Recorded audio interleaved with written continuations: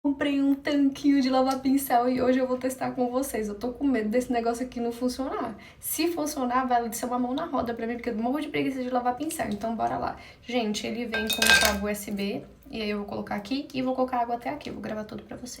Quando você pegar o seu tanquinho, a primeira coisa que você vai fazer é colocar água, óbvio. Eu escolhi esse sabonete porque eu não tinha nenhuma outra opção.